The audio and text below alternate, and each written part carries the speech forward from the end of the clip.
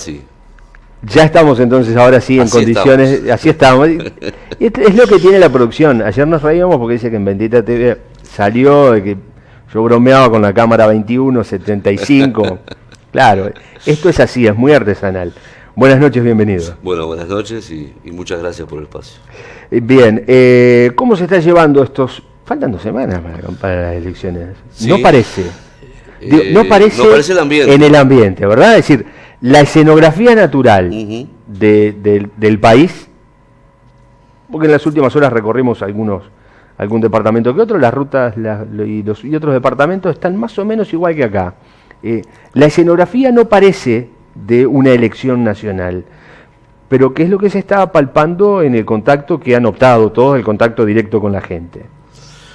Sí, nosotros ya habíamos notado algo parecido en la elección anterior, ¿no? En el 2009, donde si uno comparaba la movilización de algunos partidos, de algunos sectores, en lo que fue la elección interna y luego la elección nacional, se notaba como una bajada, como un achatamiento en el ritmo de la campaña y las ganas.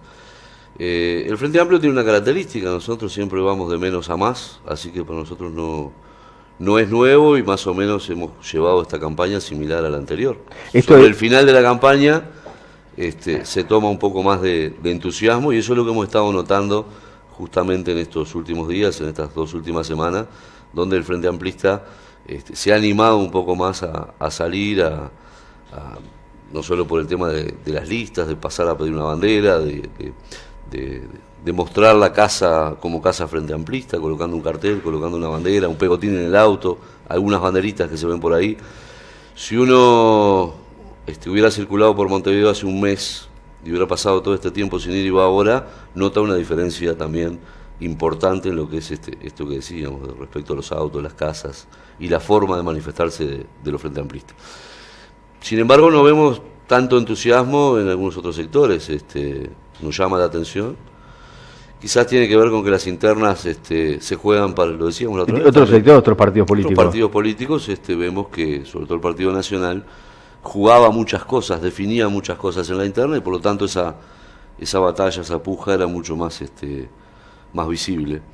Pero bueno, el 26, dentro de menos de 2 semanas, los uruguayos definimos. ¿Y qué se juega el 26, según su visión, su punto de vista? Nosotros lo hemos dicho. ¿Sabe por qué le pregunto esto? Sí, porque sí. En lo público, en lo que uno escucha, ve, lee, encuentra con que, por ejemplo, el Partido Nacional, que es quien en las encuestas aparece el más competidor, inclusive con un final abierto, como hablan mucho, final de bandera verde, hasta en un eventual balotaje.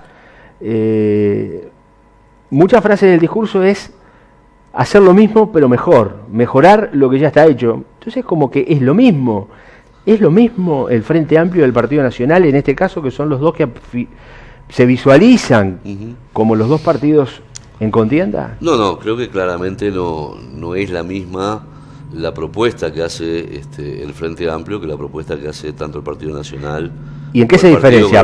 Por ejemplo, desde el punto de vista de la seguridad, que es lo que es otro de los temas que se larga. Sí, antes de eso, una cosita cortita, porque es un marco general que me parece que ayuda al televidente a comprender algunas cosas cuando uno va al detalle. El otro día estuvo por acá por Florida el senador Ernesto Agassi, y él decía que claramente hay 2 proyectos de campaña que no se dan solamente en Uruguay, son proyectos estudiados y que se están aplicando en buena medida en casi toda América, ¿no? Un proyecto que intenta mostrar, quizás mucho más ideologizado, con propuestas, con una visión de futuro de lo que se quiere construir, a veces reconocedor de algunos errores del pasado, es decir, bastante autocrítico de algunas cuestiones, como puede haber sido en su momento lo que fue la lucha armada, hablando en general, en términos generales. Y hay otro proyecto que intenta como aparecer como renovador, como que nació de un huevo ahí que no tenía madre, que no tenía gallina, que se intenta desprender del pasado. En Uruguay es muy difícil aplicar ese modelo, en otros países se aplicó con figuras venidas de los deportes o gente que eran actores, que eran figuras conocidas, y se los candidateó, incluso generando un partido nuevo, un partido político nuevo, desprendido de los partidos anteriores. Bueno, ese modelo se intentó aplicar, y claramente fue la campaña que nosotros vimos de la calle Pou durante la interna. Es una campaña que parecía que era algo novedoso, algo que supuestamente prometía un país distinto y renovador, con alegría, con forma. Sin embargo, cuando uno va a cada uno de los temas... ¿Y por qué supuestamente? Y supuestamente porque cuando uno va a cada uno de los temas, como el que tú decías, para seguridad, para esto, para aquello, para lo otro, uno ve que en realidad el modelo que se plantea es el mismo modelo que ya promocionó y llevó adelante el Partido Nacional, sobre todo en la década del 90. No aparecen realmente ideas renovadoras. Si hablamos de seguridad, se plantean cosas que ya están hechas, o se plantea modelos que en América Latina se están dando vuelta. Por ejemplo, acá Uruguay plantea el tema de no es bueno generar una política de armamentismo de la policía, porque en otros países eso llevó a que los delincuentes se armaran mucho más. El policía anda con una pistola, la idea que hay es de que poco más tenga que andar con una ametralladora. Eso ya se hizo en México, se hizo en Brasil, y generó que los delincuentes, sobre todo vinculados al narcotráfico, anduvieran con armas de más calibre todavía. Entonces, en vez de solucionar un problema, se agravó el problema de violencia y de inseguridad que ya existía. Si hablamos de educación, se nos habla de copiar el modelo chileno que es un modelo que lleva al Uruguay a antes de Varela. ¿Cómo es eso? A ver. Es un modelo que es mercantilista, es un modelo que no ve la educación como un derecho del ciudadano, cosa que en Uruguay está pautado por ley, está puesto en la Constitución. La educación de los uruguayos es un derecho. El modelo chileno es un modelo mercantilista. Uno, si paga, tiene derecho a la educación, tiene posibilidad de educarse. Si no paga, Bachelet no ahora tiene. estaba introdujo Grandes movilizaciones llevó, para llegar a ver con el triunfo también de Bachelet, la transformación del modelo educativo chileno. Bueno, nos plantea, ya no estamos hablando del modelo de Rama, estamos hablando incluso de volver a la época anterior a Varela, donde la educación no era un derecho para todos los ciudadanos. Entonces, de renovador y de promesa de cambio hacia adelante, más tiene de volver hacia atrás. Bien, y para quien nos está viendo y escucha y puede haber visto, no hemos visto demasiadas repercusiones de lo que fue el debate, entre comillas, entre los distintos candidatos a la presidencia, porque fue más bien una exposición de cada uno sobre distintos temas. Pero si alguien veía por allí, dice, bueno, van a introducir modificaciones en la educación. En el caso concreto del Frente Amplio, una modificación o una mejora que comience a aplicarse en caso de que el Frente Amplio logre una vez más la presidencia de la República a partir del año próximo. Sí, durante este periodo se han iniciado varios programas de forma piloto, es decir, que son programas experimentales que permiten ir evaluando qué resultados tienen. Y creo que acá está el fondo de la transformación del modelo educativo. Hay una visión desde hace muchos años en Uruguay de que todos los uruguayos, como tenemos derecho a la educación, debemos tener el mismo tipo de educación. Quien vive en Montevideo, quien vive en Florida, quien vive en un barrio del centro, quien vive en un barrio periférico, quien vive en Chicas y Chingolas, que quien vive en Sarandí. La idea es generar una oferta educativa que sea integradora, que no excluya, que todos los chiquilines estén en el sistema educativo, pero que claramente puedan tener opciones distintas. No es aquello de que nos planteaban nuestros viejos cuando decían, bueno, vos querés trabajar o estudiar, o querés ir a la UTU o al liceo, pero algo de eso hay. Hay un modelo que está funcionando y es el que se ha planteado acá por los vecinos para el Liceo 4, ojalá futuro Liceo 4 que se pueda construir en Florida, que es el modelo del Liceo de San Luis, que en realidad es una especie de mezcla de UTU con liceo. A Aníbal Rondó siempre le gusta decir, lo mejor de la UTU con lo mejor del liceo, y poder integrar en un programa. ¿Y eso está para eso hacerse? Hoy está funcionando, hay 11 liceos funcionando con ese modelo, y bueno, la idea es eso, poder seguirlo ampliando. Hay otros planes que se están desarrollando, por ejemplo, creo que en Toledo hay un plan que está funcionando con chiquilines que desertan del sistema educativo y se está trabajando con 4 docentes al mismo tiempo en el aula, trabajando con un grupo de 25 alumnos con esa característica particular. Chiquilines que se sienten rechazados, que normalmente se han alejado del modelo del sistema educativo porque, bueno, como fracasan, se sienten mal.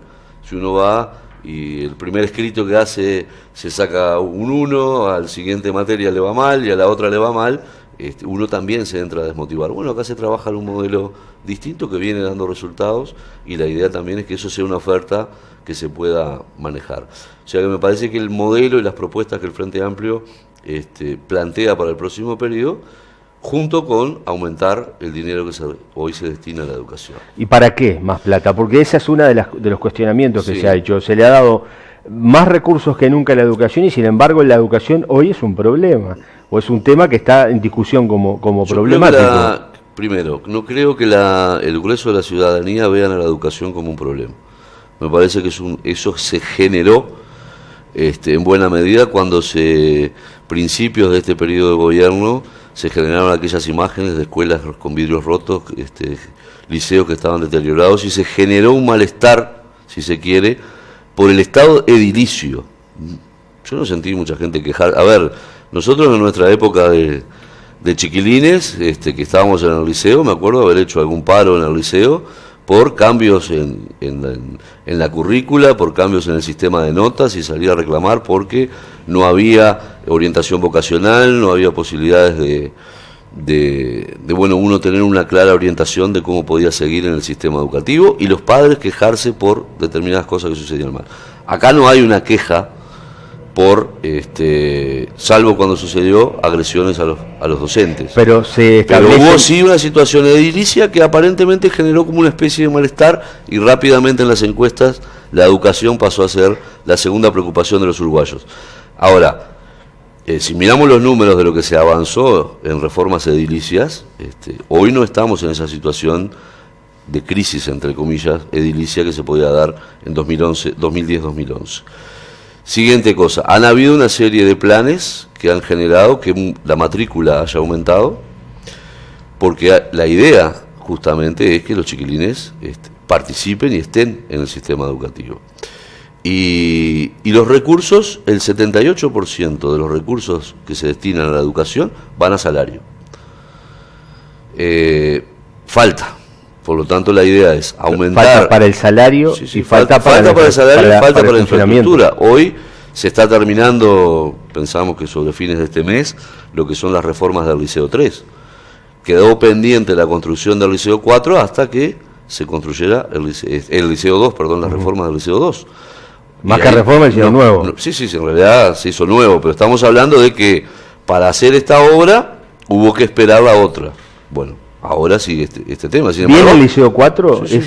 ¿Se puede decir hoy que el Liceo 4 es una realidad? Sí, nosotros en nuestro trabajo, si salimos electos nuevamente diputados, en la discusión presupuestal vamos a insistir por este tema, porque fue casi que un acuerdo con el Consejo, con el CODICEN, de que, bueno, primero estaba la reforma, o lo que fue finalmente la construcción al nuevo del Liceo 2, y luego la construcción de un Liceo 4, que Florida lo necesita porque va creciendo hacia el otro lado de la vía, va creciendo hacia la calle 60, pero además con este modelo.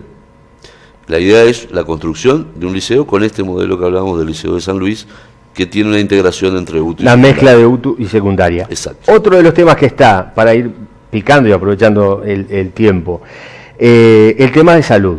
Y va más allá del tema de la reforma. En Florida, el diputado del Partido Nacional, José Andrés Arocena, ha tomado como una especie de bandera el tema y ha apuntado sus baterías a lo que es la gestión a nivel público, a nivel de ACE, y ha hecho una serie de pedidos de informes. Pero vamos a escuchar un audio, parte de un audio, el extracto de parte de lo que hablábamos hoy de mañana en la radio, en Informe 24, con José Andrés Arocena, a propósito de las denuncias que ha realizado. Son una especie de denuncias con reclamos por el tema de las bacterias que se han registrado, hoy habló de los oftalmólogos de nuevo, de los médicos del CTI, lo escuchamos, y el fragmento, una parte de lo que hablaba esta mañana en Informe 24. Varias motivaciones. La primera, que el hospital, como toda la salud pública que brinda el Estado, no es de buena calidad. Hoy se ha hecho hincapié en esto, le ha dolido el golpe en la matadura, y han salido como rabiosos. Pero es un tema que nosotros estamos hablando, y justamente empezamos con el mismo micrófono, acá en la 105, a hablar de los Papa Nicolau, que se me mintieron en la respuesta al pedido de informe diciéndome que Florida nunca tuvo problemas con los Papa Nicolau, cosa que es inexacta, con los oculistas, con las mamografías, con los especialistas, con la faltante de medicamentos, o sea, cuando hablamos y nos vamos de lo que es el hospital en sí mismo y nos vamos a las policlínicas, los problemas son mayores aún todavía, y permanentemente se ha querido distorsionar la realidad que hay. ¿Esto sigue siendo así? ¿Hay problemas con los Papa Nicolau? ¿Hay problemas con los ginecólogos? Muchas cosas se han ido mejorando. Muchas cosas se han ido mejorando. Con los oftalmólogos, con los oculistas, seguro que sigue habiendo problemas. No te pueden demorar 1 año y medio en darte hora en un hospital. ¿Sigue demorando 1 año y medio en la atención? Sí, Hay gente que hace 1 año y medio que está esperando que la atiendan y no la han atendido. El otro día estábamos en una reunión y el vecino me autorizó usar su nombre. Manolo Rey, de Prado Español, tiene, no me acuerdo si era el 3 de julio del 2013, programado para darle hora y no se han dado todavía. Y ahí había otros 2 vecinos que me dijeron que por un tema de delicadeza prefería que no usaran su nombre. Sé perfectamente quiénes son, me remito a la responsabilidad que me atañe de no dar sus nombres, a no decirlos, siguen con eso. Entonces, hay un sinfín de situaciones. Y con el tema del CTI, nosotros no empezamos ni radicamos nuestras mayores denuncias en función de las bacterias, sino en función del manejo del CTI. Hubo un doctor, nosotros en el primer pedido de informes lo detallábamos para evitar confusiones. Queríamos saber si realmente había un doctor que había ocupado el cargo en un concurso, pero que no cumplía ni cerca las horas en las cuales debía de cumplir en el CTI, que eran 120 horas mensuales, nos llegaba creo que a 35 horas mensuales en vez de 120. Ese doctor venía a trabajar de noche, dormía y se iba el día siguiente a Montevideo. No queremos saber si eso es cierto o no. Tenemos la constancia de que sí es cierto, pero bueno, que me respondan. ¿Y por qué no ha ido a preguntarle a las autoridades del hospital y se dirige directamente a ACE? Porque ese es uno de los reclamos que hacen. El otro día el director departamental de salud decía, jamás ha venido recién a hablar con nosotros y estamos acá en Florida. No me corresponde hablar con él. Porque ¿y con el director del hospital tampoco? Es que no tengo necesidad de hablar con ellos. Yo me estoy porque si eso es cierto, él lo está tapando, el director del hospital. Aparte, un director del hospital que cada denuncia que hicimos no ha dicho que no cuando sí es cierta. Entonces, ¿qué necesidad tiene ir a hablar con una persona que me dice que dice que no, hasta por un informe escrito, como fue con el Papa Nicolau, diciendo de que nunca hubo problemas, que nunca hubo problema con los oftalmólogos, que nunca hubo problema con las mamografías en las demoras, que nunca hubo problema, pero el tema de los Papa Nicolau, mirá que fue de chiste, demoraron 2 años y medio, cuando se deben de hacer en 30 días, 2 años y medio cuando no te perdían las muestras, inclusive a mujeres que tenían el virus del papiloma, que le podía generar un cáncer de útero. Entonces, lo primero que dicen es siempre, Rosena no sabe nada. Entonces, descalifican a la persona, en vez de responder las preguntas. Entonces, yo no voy a ir a hablar con una persona. Bien, hasta allí entonces las declaraciones del diputado José Arocena. En instantes, el diputado del Frente Amplio, Carlos Rodríguez Gálvez, que respuesta, más que reflexión, amerita. Sí, respuesta, sí un par de reflexiones. Nosotros nos criamos a partir de los 10 años enfrente al hospital y vemos y notamos la transformación. Fuimos usuarios del Hospital de Florida durante muchos años, mi familia también, mi viejo se sigue todavía atendiendo en el Hospital de Florida y uno nota los cambios importantes que han habido. Yo siempre pongo como anécdota que una vez venía un presidente, creo que era Sanguinetti, y como iba a pasar frente al hospital, el hospital se lo pintó del lado que pasaba el presidente y se arreglaron las veredas del lado que iba a ver el presidente. Esos lavados de cara no existen hoy en este gobierno del Frente Amplio. No se hace por marketing. Se hace justamente por una preocupación por los usuarios. Y creo que hay un equipo que se siente motivado y que está comprometido con la gestión del hospital. Y quizás lo más emblemático sea los logros, los premios que ha tenido el laboratorio. Entonces me parece que hablar de... ¿A usted le consta que lo que dice Arocena? No solo lo de Arocena, la otra vez Enciso dice, bueno, la gente en el hospital se muere. Digo, como parece que estábamos como en un hospital de guerra donde la gente entraba, y bueno, la mayoría se mueren y es poco lo que hay para hacer y no hay gasas, o como decía la doctora Adriana Brescia la otra vez, recordaba que se lavaban los guantes porque no había guantes para comprar. Esa no es la realidad del Hospital Florida. Esa es la primera reflexión. La segunda reflexión es que quizás el diputado nacional nunca se atendió en el hospital y nunca fue al hospital. Porque me parece que habla de oídas, de que alguien le dijo que, y toma como una generalización. Si yo voy por la calle y me muerde un perro, no puedo decir que hay un problema con los perros callejeros que andan mordiendo a todo el mundo por la calle. Me mordieron a mí un perro. Ese es el hecho concreto.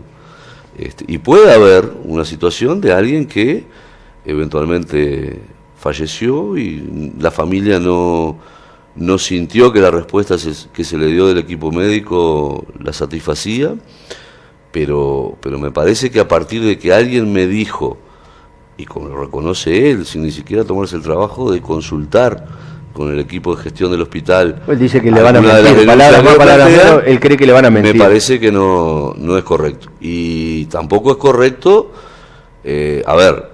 reconozco el rol que como diputado de hacer un pedido de informes al Ministerio de Salud Pública, está dentro de las potestades que tenemos los legisladores, pero él quiere que le digan si es verdad, aunque yo ya sé que es verdad. Y no veo un espíritu de construir a la solución de eventualmente un problema que puede existir, que me parece que sería lo correcto. Pero insisto, creo que el diputado Arocena no conoce la realidad del Hospital Florida. Bien, otro tema, a cuenta además, porque antes del acto eleccionario vamos a mantener algún diálogo, ya sea aquí o grabado, para poder difundir. El tema económico, evidentemente, es uno de los que preocupa y ocupa también a la gente. Quieren saber, bueno, ¿cuánta plata más me va a dejar el partido político que gane? Palabras más, palabras menos, es quién da más para que en mi bolsillo y en mi economía a mí me vaya mejor.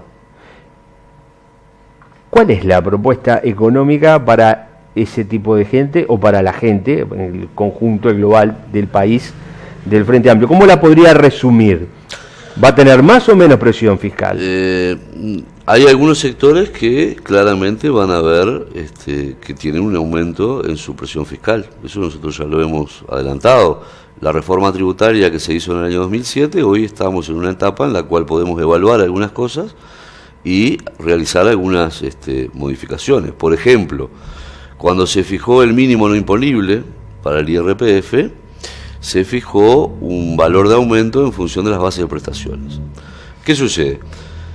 Las bases de prestaciones no aumentaron tanto como los sueldos, por lo tanto mucho más trabajadores al tener mejor salario ingresaron a los que pagan IRPF. Bueno, y claramente la propuesta del Frente Amplio es de 19.500, 800 pesos que está el mínimo no imponible, llevarlo a 30.000 pesos.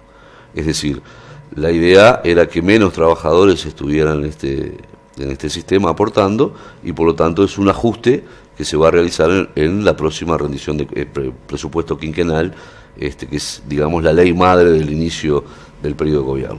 Conjuntamente con eso, porque hay que obtener recursos de algún lado, las franjas más altas, es decir, también así como quienes antes ganaban 10.000 pesos, hoy ganan bastante más, quienes ganaban 250 hoy ganan mucho más. Por lo tanto, esos sectores también van a tener una franja nueva que implique un aumento en lo que es el IRPF. Ese sería uno de los ejes respecto al tema de renta. También hay algunos otros sectores, como lo ha adelantado Tabaré Vázquez, que son los sectores productivos del agro, que frente a una crisis fueron exonerados de determinados impuestos, como fue el impuesto de primaria, y nunca pasó la crisis y nunca más ese impuesto se volvió a instalar. No son volúmenes de dinero importantes, pero sí una cuestión de justicia en la medida que quienes tienen propiedades urbanas lo pagan, bueno, quienes tienen propiedades rurales también hagan su contribución con la sociedad. Pero la mayor recaudación va en función de que la economía siga creciendo, no en función de poner nuevos impuestos o mayores impuestos. ¿Y cómo se va a hacer para que crezca la economía? Bueno, la economía viene creciendo a tasas muy por encima de lo que son las tasas del resto de América Latina, por lo tanto ese famoso contexto internacional que algunos dicen es el que favorece el desarrollo de la economía, es el mismo contexto internacional para Argentina, para Brasil, para Bolivia, para Chile. Sin embargo, Uruguay ha crecido a tasas mucho mayores que las del resto de América Latina y tiene que ver con una política de apoyo a la inversión que ha dado resultados. Claramente hay inversiones mucho mayores, pero hoy tenemos que pasar a una etapa donde los uruguayos también inviertan mucho más. Hoy hay, por ejemplo, 8.000 millones de dólares, una cifra que no se me ocurre nunca verla arriba de la mesa. 8.000 millones de dólares. 4 veces lo que es un presupuesto anual de toda la educación, dinero de los uruguayos colocados en bancos extranjeros. ¿Por qué? Porque no tienen dónde invertirlo, o por lo menos no tienen la certeza, la motivación para invertirlo en determinados rubros. Es medio contradictorio, porque vienen inversores extranjeros a generar inversiones en Uruguay, pero los uruguayos, o algunos uruguayos, algunos uruguayos tienen la capacidad de colocar 8.000 millones de dólares en el extranjero. Bueno, quizás ahí hay que hacer una motivación. Pepe, me acuerdo que en el 2004 hablaba de los bonos patrióticos, que creo que se habían usado en la crisis del 29 en Estados Unidos, una cosa así, que era generar un interés mayor que el que están recibiendo por depositar la plata en el banco, con una certeza mucho mayor, y de que ese dinero se va a invertir en determinadas cosas y va a generar determinada rentabilidad. Eso sería una inyección de inversión bastante importante, sobre todo para el gran desafío que tenemos en el próximo periodo, que es todo el tema logístico. No solo el tema carretero, sino todo el tema de infraestructura logística, porque la economía creció, pero la infraestructura, si bien creció, no creció al mismo ritmo que el desarrollo económico. Por lo tanto, hay que hacer una inversión fuerte en infraestructura.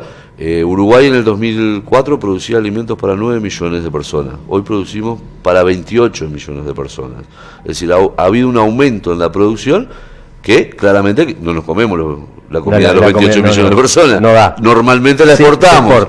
La mayoría se exporta, por lo tanto hay que encontrar caminos que favorezcan la logística de exportación, y ahí tiene que ver con un puerto de aguas profundas, tiene que ver con la modificación en la matriz energética, el modo ferroviario, todo el sistema de barcazas que se está generando en lo que es la circulación de mercaderías en el río Uruguay, pero también en el río de la Plata.